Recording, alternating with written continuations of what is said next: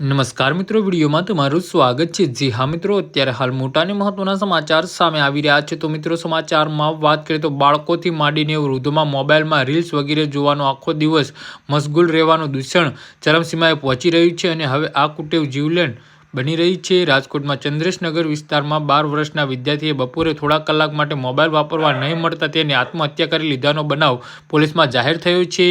માલવીયા નગર police મથકના સૂત્રો અનુસાર અહીંના ચંદ્રેશનગર મેઇન રોડ પર રહેતા અને નજીકમાં આવેલી રોયલ સ્કૂલમાં ધોરણ 7માં અભ્યાસ કરતા કિશોરે સાંજના તેના ઘરમાં ગળો ફાંસો ખાઈને આત્મહત્યા કર્યો હતો।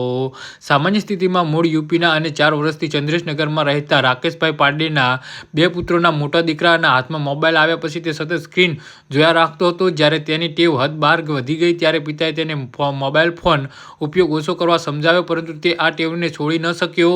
આથી કંટાળીને રાકેશભાઈએ ગઈકાલે મોબાઈલનો પાસવર્ડ બદલી નાખ્યો હતો અને વિદ્યાર્થીએ મોબાઈલ હાથમાં લીધો, પરંતુ તે પાસવર્ડ વગર ચાલુ ન થતા પાસવર્ડ માટે માતા પાસે ખૂબ જ જીદ પકડી। બાદમાં તેની માતાએ બપોર બાદ ઘરમાં વાસણ ધોતા હતા ત્યારે હતાશે કિશોરે રૂમમાં જઈને ગળો ફાંસો ખાઈને આત્મહત્યા કરી હતી।